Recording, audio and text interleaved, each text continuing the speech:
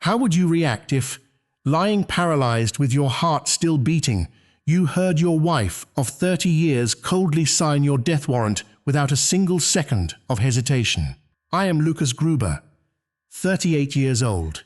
2 years ago, I was lying paralyzed on an old bed in the suburbs of Tyrol, my whole body convulsing with a 104-degree fever and an infected heart that could stop forever at any moment. In the exact moment I was weakest, most desperate, and needed her the most, Clara, my fiancée, threw me a cold, calculating look, picked up her suitcase, and walked out the door to fall into the arms of a financial tycoon.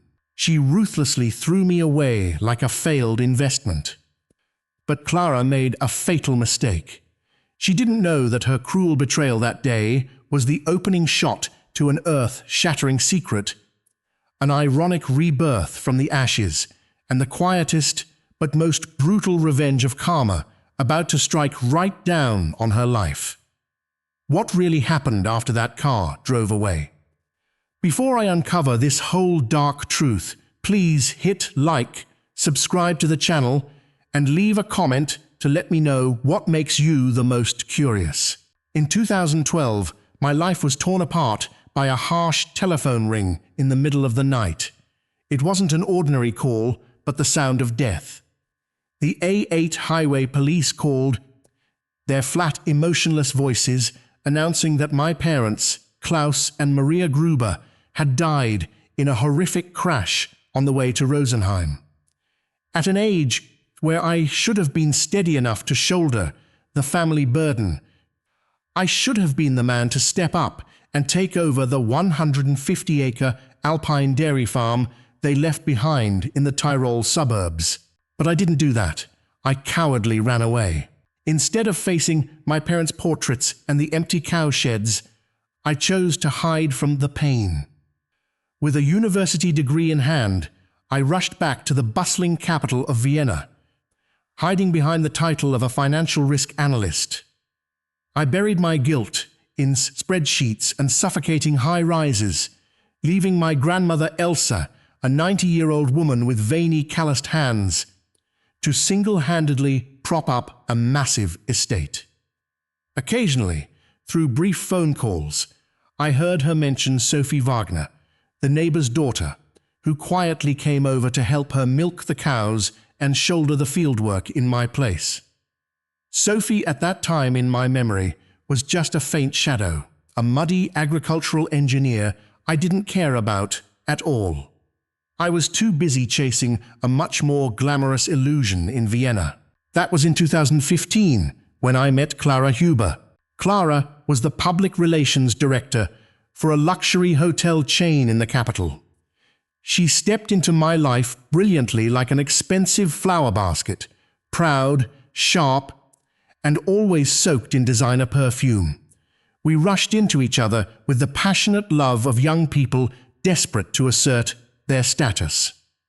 In the spring of 2017, I proposed to her on top of Kallenberg Hill, under a perfect night sky looking down at the sparkling panoramic lights of Vienna. She said yes. But the exact moment the ring slid onto Clara's finger, I felt a massive dark shadow cast over our relationship. Sabine Huber, her mother. Sabine was a retired art gallery owner, a woman obsessed with fame who had upgraded her own life through a second marriage to a tycoon with a $60 million fortune. To her, love was a joke for children, while marriage was an investment contract that had to yield a profit. During dinner parties reeking of money, Sabine often looked at me from head to toe, evaluating me like an item on a shelf. Lucas, a financial expert like you, makes a decent income, but love doesn't pay the bills in Vienna. She once sneered, her sarcastic voice hissing through her teeth when I offered her a glass of wine. She tolerated my existence next to her daughter, only because my income at that time was enough to put on a glamorous facade. But she constantly injected the venom of greed into Clara's head, reminding her every day that a man's value lies entirely in the thickness of his wallet and his ability to provide luxurious privileges. By the winter of 2019, the gilded cage in Vienna began to show its true form. The rent in the bustling Neubau district inflated to an insane degree, stripping us of $4,500 every month. We worked to exhaustion, dragging our broken bodies back to the apartment just to sleep. We were like two machines existing to show off to outsiders, not really living. Why don't we go back to Tyrol? I spoke up one sleepless night as we both lay staring at the ceiling in suffocating despair. The 150-acre farm is waiting for me. If we go back there, we will save $54,000 in rent every year. I won't have to work for anyone anymore. We can build a real estate for ourselves, something that belongs only to us. Clara hesitated at first, her eyes flashing with concern, but the prospect of a life without financial pressure convinced her. In May 2020, we packed our belongings and moved back to the Tyrol countryside. I foolishly believed that the fresh air of the Alps and a foundation of true values would wash away the urban calculations in her mind. I was wrong. The venom of vanity had seeped too deep into her blood. Just a few months later, when the fog of novelty faded, Clara's boredom became obvious.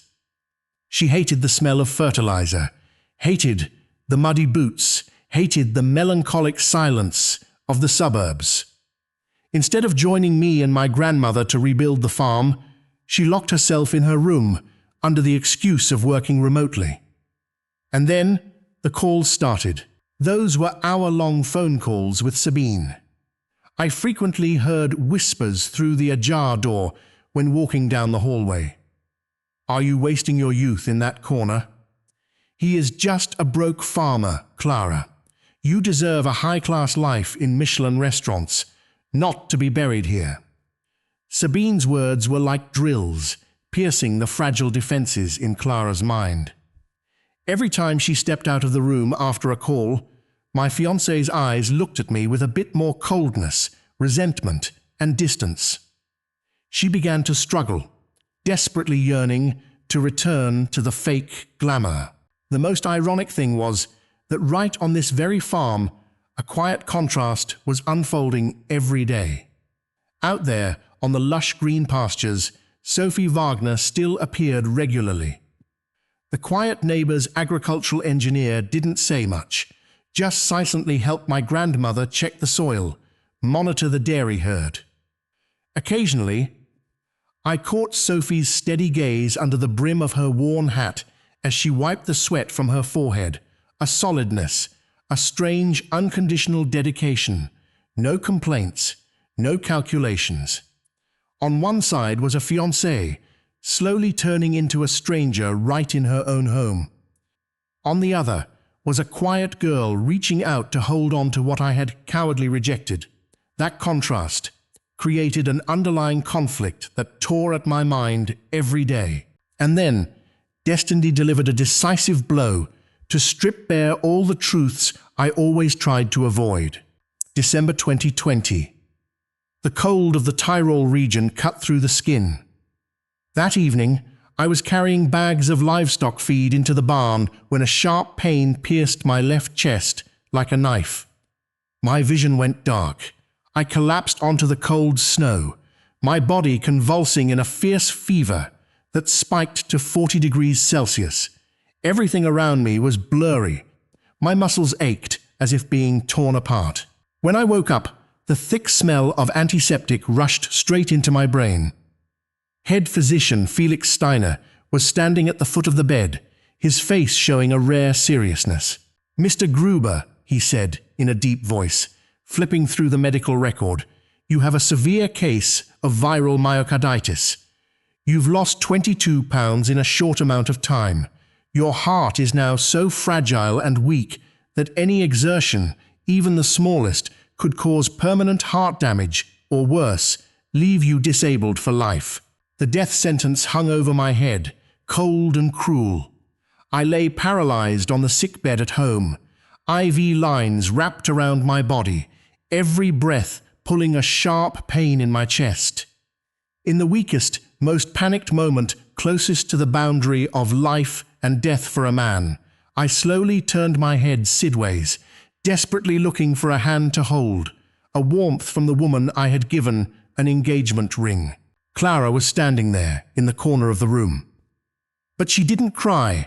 She didn't rush over to grab my hand, didn't ask the doctor if there was any way to save me.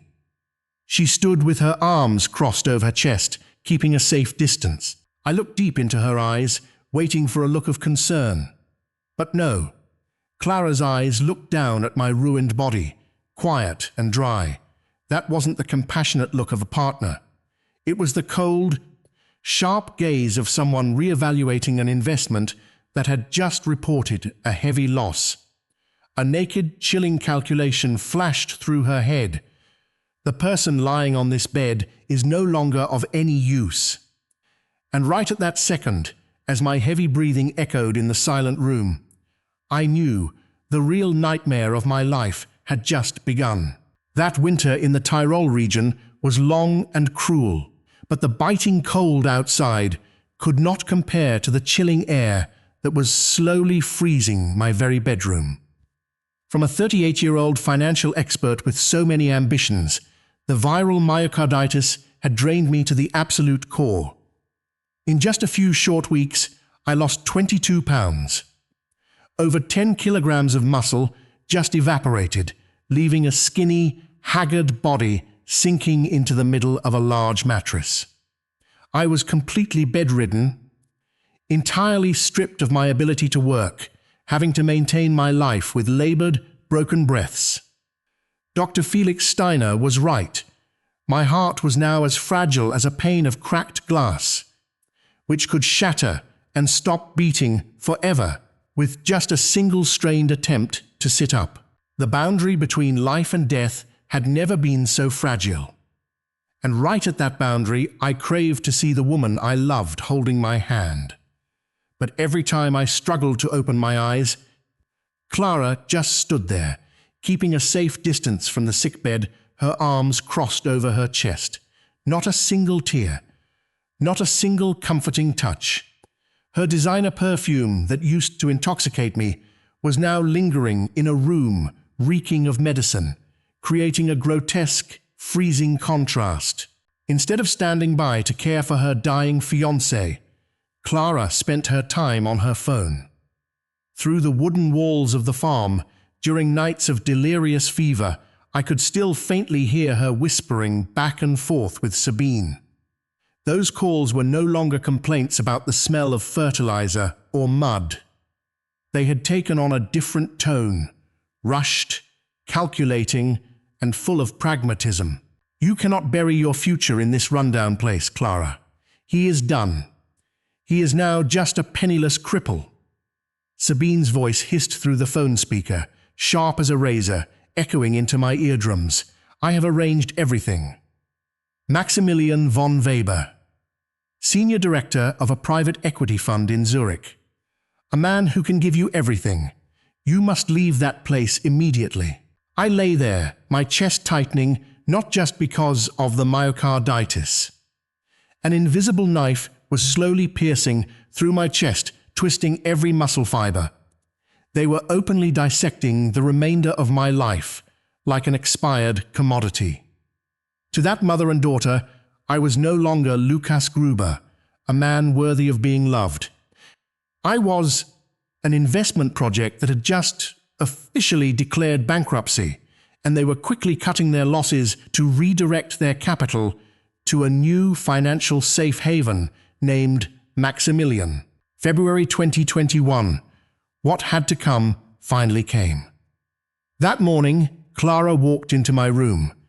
She had applied careful makeup, wearing the expensive trench coat I had once bought for her on an anniversary.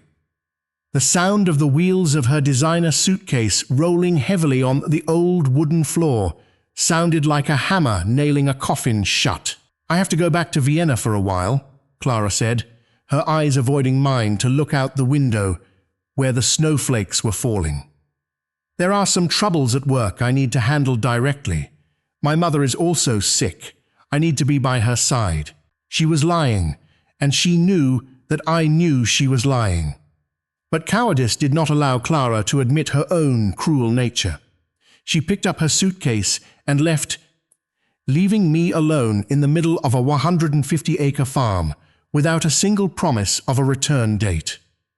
The sound of the car engine starting, crunching on the gravel road, and then fading away, carried off the very last shred of my belief in what is called love.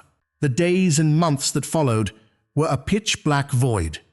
But in the absolute depths of loneliness, a strange thing happened. When I was left behind to die, another shadow began to quietly step into my life. Sophie Wagner. The neighbor's agricultural engineer did not appear with empty words of comfort or tears of pity. Sophie walked into my house every morning with mud-stained boots, bringing the earthy smell of fresh grass and the solidness of the Tyrol mountains.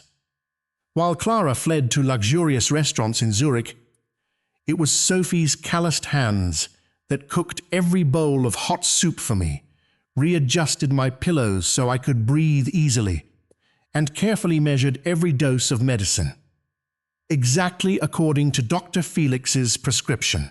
Many nights waking up in the middle of a fever, I saw Sophie nodding off to sleep by the edge of the bed, her hands still holding my temperature logbook. Why did she do that? A girl with absolutely no obligation to me, why would she voluntarily shoulder such a ruined body?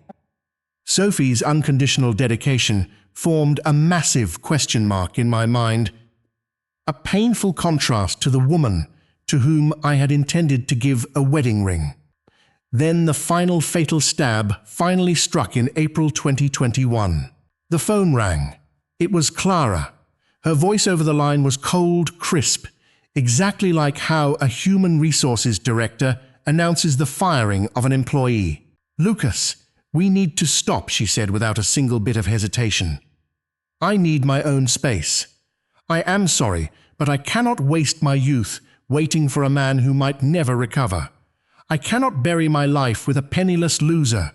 I deserve a more secure future." I did not answer a single word.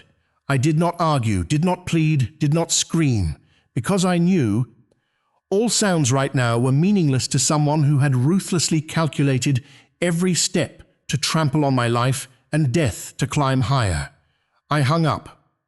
By June 2021, all my messages, all my methods of communication were completely blocked by her. Clara had swept me out of her life like sweeping away a speck of dust. That betrayal pushed me to the bottom of the abyss of collapse. I had lost everything, lost my health, lost my love, lost even the pride of a man. A blazing hot afternoon in July 2021. The doctor had allowed me to do extremely light movements. I painfully dragged each slow step out to the porch, dropping myself onto the worn wooden chair. My heart was cold, terrifyingly empty. The 150-acre farm before my eyes looked so desolate, so melancholic. Sophie was standing down in the yard, carrying a bucket of livestock feed. Sweat beaded on her forehead, the brim of her hat hiding half of her face flushed red from the sun. I looked at her, then looked back at my own bony, useless hands. Inferiority suffocated me. "Sophie," I raised my voice, the sound hoarse, broken. She stopped what she was doing, looking up at me. "Don't come here anymore," I said, trying to force my voice to be as cold and decisive as possible. "You should just leave. Don't waste your time and effort on me. Look at me. I am just a useless person, a piece of trash waiting to die. You have no obligation to bury your life here to clean up my ruins." I waited for her to nod, waited for her to put down the bucket and turn around to walk away exactly the way Clara had done. But Sophie did not leave. She put the feed bucket down on the grass, stepped up the wooden stairs, and came close to me. She did not look hurt or insulted at all. Under the worn hat brim, Sophie's brown eyes looked straight into mine, quiet, deep, yet blazing with an unshakable resolve. "Lucas," her voice was warm, but steely. "Your family has treated mine well for the past 30 years. Your parents helped my family when we were at our most difficult. I don't do this out of pity for you. I do it because it is the right thing to do." She tilted her head, her eyes sharp as daggers, piercing through my shell of weakness. "You can choose to sit here, feeling sorry for yourself, and let the shadows of the betrayers kill you. Or you can stand up and prove to them how incredibly wrong they were. But listen closely to this. I don't plan on going anywhere." Having said that, Sophie turned her back and walked down to the yard, continuing to carry the feed bucket toward the cowshed, leaving me sitting stunned on the porch. The blazing sun of the Tyrol region breathed onto my face. Sophie's words, her fiery eyes, all of it was like a match thrown straight into the cold ashes in my chest. A small flame began to kindle, flaring up, burning away the cowardly despair. I gripped the armrests of the wooden chair, feeling the beating, albeit weak but incredibly stubborn, of my own heart. I looked out over the vast pastures, watched Sophie's steady back, and my teeth clenched tight. Clara wanted me to be a penniless, disabled loser. She wanted me to slowly die in abandonment. No, I put my hand over my left chest, the cold, sharp calculation of a financial risk expert starting to operate once again. I will not die here. The small flame kindled by Sophie's steady gaze that blazing afternoon completely burned away my cowardice and despair. I no longer looked at my family's 150 acres as a graveyard for my youth. Instead, I began to view this land with the cold, calculating eyes of a financial risk analyst. I sat at the old oak kitchen table with Sophie. She spread out hand-drawn soil maps, analyzing every strip of grass and underground water source in the Alps. Meanwhile, I mapped out revenue spreadsheets, cash flow analyses, and shifts in the luxury consumer market. Clara had looked at this land and seen only mud and impoverished isolation, but Sophie saw life, and I saw an untapped gold mine. We didn't merely rebuild a farm, we ruthlessly and thoroughly restructured it. Using the savings from my years working in Vienna, I decided to change the entire business model. We sold the ordinary beef cattle and imported 45 purebred alpine dairy cows. We no longer milked them to sell wholesale to local stations for a cheap price. We aimed for the absolute apex of the food chain, producing high-end artisan cheese. Under Sophie's meticulous care, the herd produced milk of the finest quality. I applied all my logistic supply chain knowledge, boldly eliminating every middleman. Through tireless negotiation calls, I directly signed exclusive supply contracts with Michelin-starred restaurants and 5-star eco-resorts dedicated to the ultra-rich in Kitzbühel. We weren't selling cheese. We were selling a luxury lifestyle steeped in Tyrol heritage, and the profit margins were astronomical. By December 2021, exactly 1 year after my body had collapsed, I sat in the antiseptic-smelling clinic of Dr. Felix Steiner. He pressed his stethoscope to my chest for a long time, then lowered it and offered a rare smile. He announced that my heart had completely recovered, the heart muscle tissue had healed, and the pumping function had returned to the perfect level of a healthy man. The death sentence had been revoked. I wasn't a man waiting to die anymore. I had been reborn. And alongside the resurrection of my heartbeat, my financial empire officially exploded. Our artisan cheese brand quickly became a highly sought-after status symbol among the Austrian elite. The spectacular transformation and terrifying profitability of the farm caught the attention of real estate sharks. One freezing winter morning, a luxurious black car rolled up our gravel road. 2 men in expensive suits stepped out, confidently placing an acquisition contract on my kitchen table. They wanted to buy the entire 150 acres and the cheese brand for $15,000. I sat with my arms crossed, calmly looking at the bold zeros printed on the crisp white paper. A deep sense of irony flashed through my mind. Clara had ruthlessly thrown me away like a scrap of paper simply because she feared poverty and dreaded caring for a cripple. Yet, it was her exact, cruel decision that had inadvertently untied me, giving me the space, the absolute fury, and the motivation to create precisely a $15 million empire. I didn't sell. I coldly folded the contract and locked it deep inside my desk drawer. It became a secret trump card, a silent testament to the true value I held. While my empire planted deep and solid roots in the Tyrol Mountains, the glamorous life Clara had always craved in Zurich was already beginning to fracture. Through brief, hesitant messages from Lena Pickler, our mutual friend, I gradually pieced together the true picture of my former fiancé's life. Maximilian von Weber wasn't a savior. He was a private equity predator, a man who treated marriage exactly like a corporate merger. Before the wedding, Max had forced Clara to sign a ruthless and extremely strict prenuptial agreement. Clara was allowed to step into a multi-million-dollar penthouse and wear designer clothes, but she didn't truly own anything. To men like Max, Clara was merely a piece of jewelry for display, and like all jewelry, her value would depreciate over time. The arguments, the coldness, and the signs of Max's infidelity had already begun to surface. In March 2022, the final boundary connecting me to the past gently closed. My grandmother Elsa passed away peacefully in her sleep at the age of 89.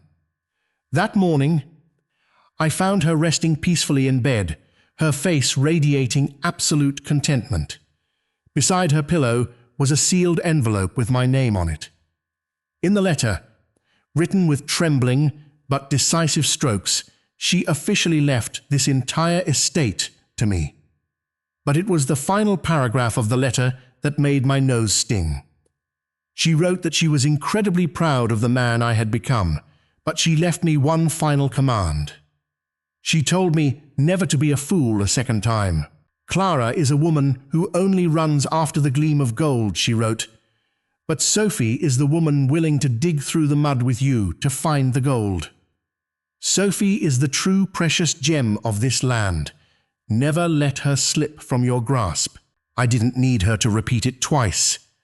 My love for Sophie had sprouted and taken root as deeply and firmly as the ancient oak trees on this land. It wasn't a love built on toxic calculations, manipulation, or the vain pursuit of fame. It was a profound connection, an absolute healing forged from the boundary of life and death, from sweat, and from a dedication that demanded no return. June 2022 arrived with a crystal-clear blue sky, not a single cloud over the Alps. It was a month of extreme contrasts, a perfect symphony of fate. At a supremely luxurious hotel in Zurich, Clara finally got her dream wedding with the tycoon Maximilian. A wedding reeking of money, a glamorous but hollow performance, surrounded by cold investors and probing eyes. Clara walked in an expensive silk wedding dress, completely unaware that she was smilingly locking herself into an emotional and financial slaughterhouse. At that exact same time, hundreds of miles away from Zurich, I stepped out onto the old wooden porch of the farm. Right at this spot, 1 year ago, I had sat like a soulless corpse, weakly advising Sophie to leave me. Sophie was standing there, smiling as she brushed dry dirt from her jeans, her entire body bathed in the brilliant golden sunlight of the late afternoon. I walked closer, knelt on one knee on the rough wooden floor, and took an elegant wedding ring from my pocket. I didn't promise her a fake urban fairy tale. I offered her my life, a fully healed heart, and a $15 million empire that we had built together with our own hands. Sophie looked at me, her deep brown eyes welling with tears, and she nodded in agreement instantly, without a single second of hesitation. Two paths of fate were permanently nailed down that day. Clara had sold her soul for a gilded cage that was about to crash down, while I had traded a toxic illusion for the most solid haven of my life. Karma had officially been activated, and I knew with ultimate, chilling certainty that Clara's time bomb was counting down, and the day it would shatter into pieces was imminent. While I was building a solid foundation in the Tyrol Mountains with Sophie by my side, Clara was discovering the fragile reality of her gilded cage in Zurich. I learned about her spectacular downfall not through dramatic confrontations, but through quiet, hesitant text messages from our mutual friend, Lena Pickler. Lena had always been a silent observer, and as the months passed, she felt a lingering guilt for how Clara had treated me during my illness. Through her sporadic updates, the pristine illusion of Clara's new life completely shattered, revealing the ugly truth of the path she had chosen. I read those messages sitting at my sturdy oak table, feeling no anger or vindictiveness, only the cold, precise validation of a risk analyst watching a bad investment inevitably collapse. Maximilian von Weber, the high-powered private equity director, who was supposed to be Clara's ultimate financial savior, turned out to be exactly the kind of predator I knew he was. Their marriage was never a true partnership of love, trust, or mutual respect. It was a 14-month corporate merger, and Clara was merely a depreciating asset on his balance sheet. Lena told me that Max had started blatantly cheating on Clara less than a year after their extravagant wedding. He did not even try to hide his indiscretions from her or their elite social circle in Switzerland. For a ruthless man who managed billions of dollars and commanded absolute obedience from everyone around him, fidelity was just a poor investment strategy that he had no intention of maintaining. When Clara finally confronted him about his blatant infidelity, she learned the true, devastating cost of trading her soul for financial security. The ruthless prenuptial agreement that her mother, Sabine, had pushed her to sign was activated like a trapdoor beneath her feet. Clara was unceremoniously kicked out of the multi-million-dollar penthouse she had grown to love. The designer clothes, the luxury cars, the elite status, none of it belonged to her anymore. Because of the strict legal clauses she had eagerly agreed to in her blind pursuit of wealth, Clara was thrown out onto the cold streets of Zurich with a meager divorce settlement of exactly $12,000. In the ruthless world of high finance, she had been thoroughly liquidated and discarded without a second thought. But the most poetic justice of all came from her own mother. Sabine, the woman who had relentlessly poisoned Clara's mind against me, the woman who measured human worth strictly by bank account, balances, and social prestige, turned her back on her own daughter. When Clara returned to Vienna, seeking a safe refuge and a shoulder to cry on, Sabine locked the door. Clara had lost her wealthy husband, and therefore lost her value in her mother's calculating eyes. She was now a failed investment, a social embarrassment that Sabine refused to subsidize or acknowledge. The very woman who had taught Clara to be ruthless and opportunistic had now applied that exact same ruthlessness to her own flesh and blood. Stripped of her wealth, her pride, and her manipulative family, Clara hit rock bottom. She was completely, utterly alone in a world she thought she had effortlessly conquered, and in that terrifying isolation, her panicked mind desperately searched for a lifeline to pull her out of the wreckage. She remembered the man she had abandoned in a feverish, paralyzed state. She remembered the quiet, isolated 150-acre farm in the Tyrol suburbs. In her delusional desperation, she convinced herself that I was still sitting there, sick, lonely, and broken, just waiting for her to return and save me from my misery. She rented a cheap sedan, a far cry from the chauffeured luxury she had grown accustomed to, and began the long drive back to the Austrian countryside. I can only deduce the arrogant, self-serving thoughts running through her head during that long, desperate drive through the Alps. She probably spent hours rehearsing a beautiful, tragic speech about forgiveness, personal growth, and second chances.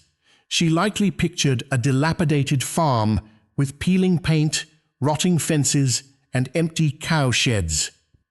She prepared herself to play the role of the reluctant but gracious returning queen, ready to offer a tiny crumb of affection to a desperate, penniless cripple who would weep with gratitude at her glorious arrival.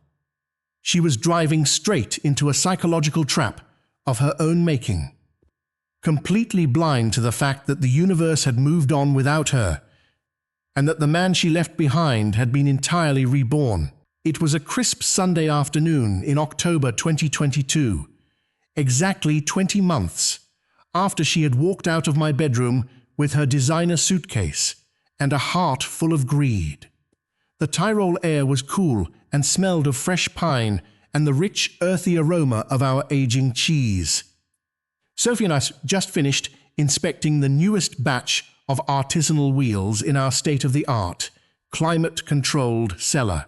Our hands were dusted with flour and salt, a beautiful testament to the honest, incredibly lucrative work we did together every single day. The farm was operating at absolute peak capacity, a humming, flawless $15 million machine that we had built together from the ashes of my former life. We were standing side by side, perfectly aligned in business and in love, completely unaware that a ghost from my past was rapidly approaching our gates. I was standing near the main workshop doors, wiping my hands on a clean towel, taking in the serene beauty of the mountains, when I heard a sound that I had not heard in almost 2 years. The slow, hesitant crunch of tires rolling over the gravel driveway broke the peaceful silence of the afternoon. I looked up, expecting to see a delivery truck or perhaps one of our upscale restaurant clients arriving for a private tasting tour. Instead, a dusty, cheap rental sedan crawled up the path and came to a stop near the main farmhouse.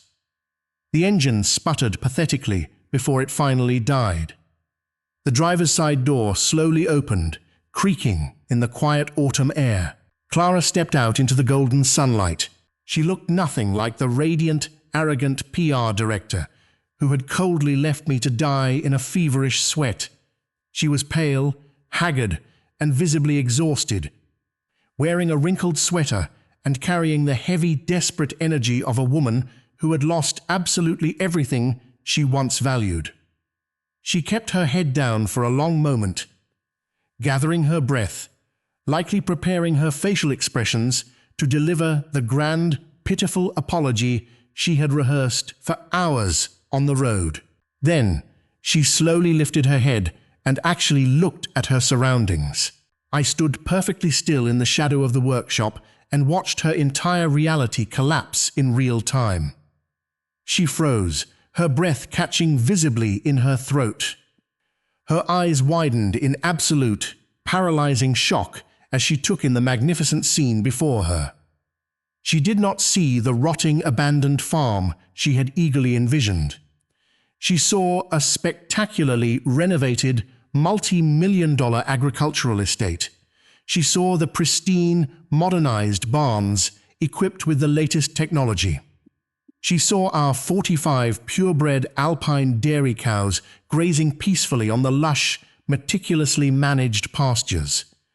She saw the gleaming delivery vans bearing our premium artisanal cheese logo, preparing to ship exclusive, high-priced products to the wealthiest resorts in Kitzbühel. She had come seeking a broken man in a graveyard, but she had walked directly into an empire. The sheer magnitude of her miscalculation struck her like a physical blow to the chest. Her shoulders slumped instantly, and her hands began to tremble uncontrollably as the absolute reality of my $15 million revenge washed over her in a suffocating wave. She realized in one agonizing, soul-crushing second that she had carelessly thrown away the exact life of massive wealth, unparalleled success, and enduring security that she had desperately sold her soul to find. She was staring at the exact kingdom she had always wanted, knowing she had permanently forfeited her crown for a cheap, temporary illusion. I dropped the towel onto a nearby wooden barrel. I stepped out from the cool shadow of the workshop and walked slowly toward the gravel driveway. The sound of my heavy leather boots crunching against the stones echoed with absolute, chilling authority in the silent, tense air. Clara slowly turned her head toward the noise, her face a mask of complete devastation and profound regret. For the first time in 20 long, transformative months, her eyes locked directly onto mine. I stopped a few feet away from her, letting the heavy silence stretch across the gravel courtyard. For 20 long months, I had wondered exactly what this specific moment would feel like. In the darkest, most agonizing days of my illness, when I was lying paralyzed on a cheap mattress with a fever burning through my brain, I had vividly imagined screaming at her. I had pictured myself demanding to know how any human being could be so incredibly cruel to someone they supposedly loved. But standing there right now, under the pristine, clear blue sky of the Tyrol Mountains, looking directly at the woman who had coldly left me to die, I felt absolutely no anger. I felt no bitterness, no sorrow, and no desire for closure. I felt nothing but a profound, chilling, and absolute indifference. Clara looked completely broken, a mere shadow of the woman I used to know. The arrogant, highly polished public relations director from Vienna, the woman who used to obsess over designer clothes and elite social status, was entirely gone. Her shoulders were hunched, her hands were trembling violently at her sides, and her eyes carried the frantic, hollow desperation of a cornered animal that had finally run out of places to hide. She looked around the property, her gaze darting frantically from the pristine, modernized dairy barns to the state-of-the-art cheese workshop, and finally to the lush green pastures where our prize cattle grazed. I watched the devastating realization wash over her pale face. She realized she had driven her cheap rental car straight into the exact multi-million-dollar life she had always violently craved. But she was standing on the outside looking in. She took a hesitant, unsteady step toward me. She tried desperately to arrange her face into a mask of polite, fragile sorrow, attempting to summon the same fake, manipulative expression she used to wear at her mother's high society dinners. "Lucas," she started, her voice cracking and breathless, "I heard you had built something out here. I wanted to see it for myself." She paused, staring at me, waiting for me to offer a lifeline. She was waiting for me to show a tiny flicker of the weak, dependent man who used to bend over backward to beg for her affection. I gave her absolutely nothing. I just stood there, tall, deeply rooted, and unmovable, letting my silence crush her remaining confidence into dust. She swallowed hard, tears finally pooling in her desperate eyes. "I have been doing a lot of thinking, Lucas. I made a terrible mistake. I want to see if we can still go back." Right at that exact moment, the heavy wooden door of the main house opened. Sophie walked out onto the porch, and descended the wooden steps to stand right beside me. She did not stand behind me in fear, and she did not stand in front of me defensively. She stood exactly where she always did, right by my side as an equal, unwavering partner in every aspect of my life. Sophie was absolutely radiant. She wore simple denim work pants and a comfortable woolen sweater, her hands lightly dusted with flour and salt from the morning's cheese production, but she possessed an undeniable, quiet majesty that made Clara look incredibly small and insignificant. Sophie did not glare at Clara. She simply looked at her with the calm, steady, and profound grace of a woman who knows her own absolute worth. The contrast between the two women standing in my courtyard was the most brutally poetic thing I had ever witnessed in my 38 years of life. Nay stood armored. On one side stood a woman who chased the toxic illusion of wealth, stepping on my throat to get it, until the illusion collapsed and left her with nothing but a meager divorce settlement.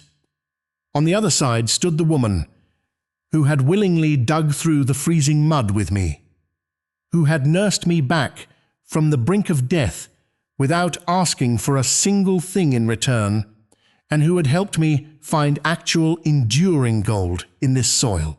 I looked from Sophie back to Clara. I did not raise my voice, I did not sneer, and I did not offer a single word of petty mockery. My voice was as cold, clear, and unyielding as the glacial ice on the highest peak of the Alps. "There is nothing here for you to come back to, Clara," I said evenly. "I am not angry, and I am not holding on to any toxic resentment. It is just a simple, undeniable fact. The weak, terrified man you abandoned 20 months ago does not exist anymore. You killed him the day you walked out that door with your designer suitcase to chase a richer man. And the man standing in front of you right now belongs entirely to someone else." I reached out and took Sophie's hand, feeling the warm, solid certainty of her fingers interlocking seamlessly with mine. "Next May, Sophie and I are getting married right here under this sky. We built this $15 million estate with our own bare hands, our own sweat, and our own unbreakable trust. It was not built for a traitor to just walk into when her calculated, greedy investments finally went bankrupt. I watched the last remaining shred of Clara's dignity shatter into a million irreparable pieces right there on the gravel. The supreme, crushing irony of the situation hit her with the physical force of a freight train. She had left me because she was terrified of wasting her youth caring for a penniless, sick man. She had ruthlessly sacrificed our relationship on the altar of her mother's endless greed, chasing a financial safety net in Zurich that turned out to be a total, humiliating fraud. And now, she was standing in the very center of a sprawling, wildly successful empire, realizing that her cruel abandonment was the exact catalyst I needed to succeed. That was the deepest, most terrifying twist of karma. Her absolute cruelty had liberated me. It had severed the chains of her mother's manipulation. It had given me the vast space, the pure, unadulterated focus, and the relentless motivation to build the exact life she had always dreamed of possessing. The paradox of her investment was complete. By trying to save herself from my ruin, she had engineered her own absolute destruction. She had permanently forfeited her crown for a cheap, temporary illusion, and she knew it. Clara completely collapsed under the weight of her own actions. She covered her face with her trembling hands, letting out a loud, pathetic sob that echoed miserably across the silent courtyard.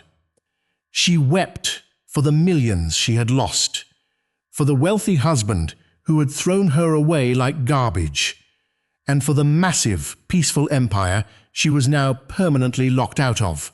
She did not weep for me or for the pain she caused me. I knew that, and I did not care in the slightest. I did not step forward to offer her a tissue or a word of comfort. Sophie did not offer a single ounce of pity. We simply stood our ground, an impenetrable wall of unity and strength, watching the wreckage of a toxic past finally understand its proper place. Clara turned around, her shoulders shaking violently, and stumbled blindly back to her cheap rental sedan. She opened the door, practically falling into the driver's seat, utterly desperate to escape the suffocating, crushing humiliation of her own catastrophic failure. The engine sputtered weakly to life. The wheels spun aggressively on the gravel as she threw the car into reverse and sped down the long, winding driveway. Sophie and I stood in the golden afternoon sunlight, watching the vehicle grow smaller and smaller until it completely disappeared behind the thick line of towering pine trees. The quiet, peaceful air of the Tyrol Mountains immediately settled back over the farm, undisturbed by her existence. The air smelled of fresh grass, rich soil, and absolute, undeniable freedom. I looked down at Sophie, and she smiled gently, her deep brown eyes reflecting the clear blue sky above us. We walked back toward the cheese workshop hand in hand, ready to continue building our legacy, leaving the ghost of Clara completely behind us.